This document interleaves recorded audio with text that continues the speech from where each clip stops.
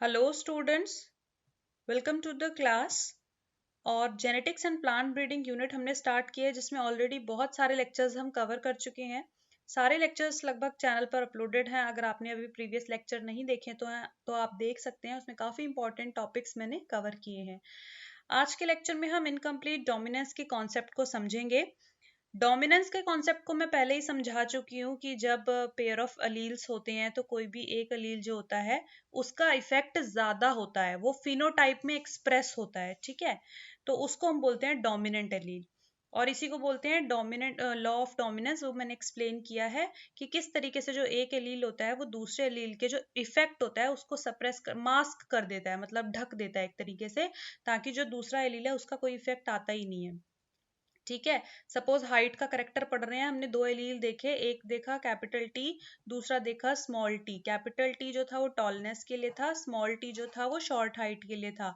तो एक साथ प्रेजेंट होने पे ये कैपिटल टी जो होता है ये स्मॉल टी के इफेक्ट को कवर कर देता है, मास्क कर देता है, ताकि शॉर्टनेस का इफेक्ट दिखाई ना दे फिनोटाइप में, और सिर्फ जो फिनोटाइप हो प्लांट का वो टॉल रहे। तो इसी को बोलते हैं फिर डोमिनेंट एलील। जो टी कैपिटल टी हो गया वो डोमिनेंट हो गया। लेकिन इनकम्प्लीट डोमिनेंस में क्या होता है, जैसे कि कभी कभी ऐसा होता है कि जो हेट्रोजाइगोट है, हेट्रो मतलब डिफरेंट है ना, हेट्रोजाइगोट मतलब सपोज करो ये वाली सिचुएशन होगी कैपिटल टी और स्मॉल टी। ठीक है, इसके केस में क्या होता है कि जो डोमिनेंट वाला अलील है, जो डोमिनेंट अलील मैंने अभी बताया ना, जैसे ये कैपिटल टी हो गया, ये डोमिनेंट अलील है, does not completely mask the phenotypic effect of recessive allele. जो ये स्मॉल टी हमारा रिसेसिव एलील है, इसके फिनोटाइप को कंप्लीटली मास्क यानी कि कवर अप यानी कि ढक देना, छुपा देना उसके इफेक्ट को, तो वो कंप्लीटली नहीं कर पाता है।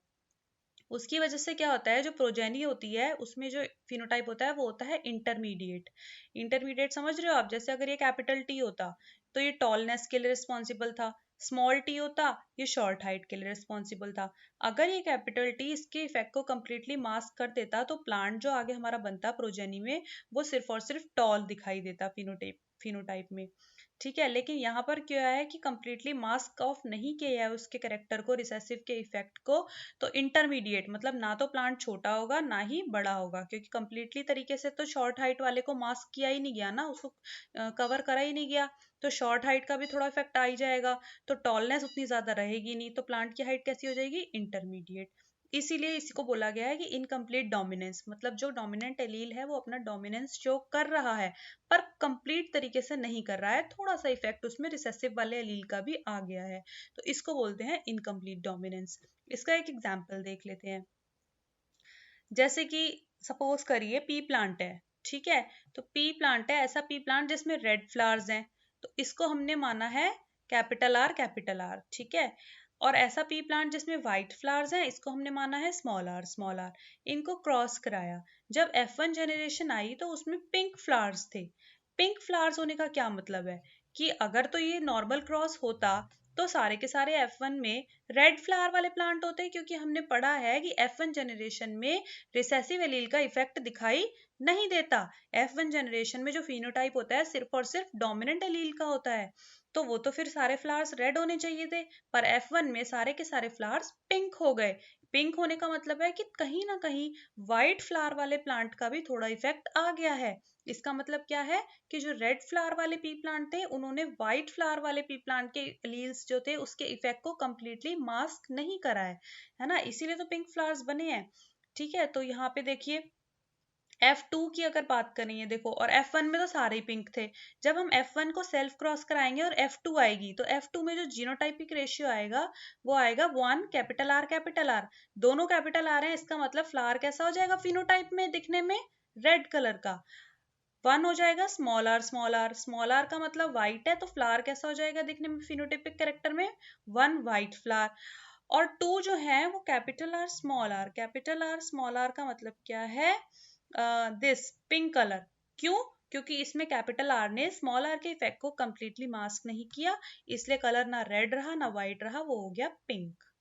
तो होप कि आप लोगों को समझ में आया होगा। एक और एग्जांपल और है इसमें, मिराबिलिस जलापा, जिसको हम 4 o'clock प्लांट कहते हैं, और एक और है एंटरहिनम मेजस, जिसको हम स्नैपड्रैगन कहते हैं। इनके केस में क्या होता है देखो, अगर रेड ऐसा प्लांट, ठीक है, जिसमें रेड पेटल्स हैं, ठीक है, उसको शो करा गया है कैपिटल C1 से। उसको क्रॉस करा रहे हैं ऐसे प्लांट से जिसमें अंदर व्हाइट पेटल्स हैं, यानी कि C2 और C2 से, ठीक है। तो इसमें सेम केस है, F1 प्रोजेनी थी पिंक, पिंक पेटल्स आ गई, यानी कि F1 प्रोजेनी में आनी चाहिए थी सारी की सारी रेड पेटल्स। पर क्या हुआ कि जो रेड वाला कलर के लिए अलील रिस्पॉन्सिबल था, उसने कंप्लीटली व्हाइट पेटल्स के ऊपर डोमिनेट नहीं किया, जिसकी वजह से थोड़ा सा इफेक्ट व्हाइट पेटल्स का भी आ गया और F1 जनरेशन में सारे के सारे पिंक पेटल्स वाले फ्लावर्स आ गए। अब जब हम F1 जनरेशन के प्लांट्स को सेल्फ क्रॉस कराएंगे और F2 जनरेशन देखेंगे, तो आप देखिए F2 में जीनोटाइप रेशियो क्या आ रहा है। F2 में जो जीनोटाइप रेशियो आएगा वो आएगा, वन प्लांट तो होगा कैपिटल C1 मतलब हो गया रेड फ्लावर्स हो गए ये, ठीक है। उसके बाद वन आ रहा है C2 यानी कि ये हो गए व्हाइट फ्लावर्स।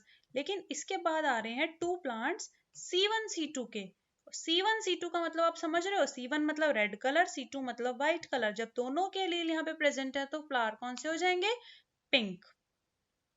तो जीनोटाइप के ऊपर मैंने फिनोटाइपिक रेशियो भी लिखा है, आप देख सकते हैं कि 1/4 फ्लावर रेड बन जाएंगे, 1/4 फ्लावर व्हाइट बन जाएंगे, और फिर 1/2 यानी कि half of the flowers pink हो जाएंगे, 4 में से 2 फ्लावर्स। तो आप लोगों को हो सकता है समझ में आ गया हो, मुझे ऐसी उम्मीद है, क्योंकि कुछ ऐसा खास कॉन्सेप्ट नहीं है टफ, बहुत इजी है कि इनकम्प्लीटली जब कोई डोमिनेंट एलील जो है वो इनकम्प्लीटली मास्क कर रहा है रिसेसिव एलील के इफेक्ट को, तो उसी को इनकम्प्लीट डोमिनेंस कहा है। दो एग्जांपल्स हैं, अच्छे से आप इसको नोट डाउन कर लीजिएगा और मोर देन इनफ है इस कॉन्सेप्ट के लिए। सो नेक्स्ट लेक्चर में मे बी हम हाइब्रिड स्टेरिलिटी के बारे में पढ़ेंगे, और बाकी के ऐसे ही करके हम धीरे धीरे सारे एक एक टॉपिक बाय टॉपिक सारे जो है टॉपिक्स इंपॉर्टेंट कवर करेंगे जेनेटिक्स एंड प्लांट ब्रीडिंग के। So stay tuned with concepts and notes, academy by Aayushi. Thank you so much.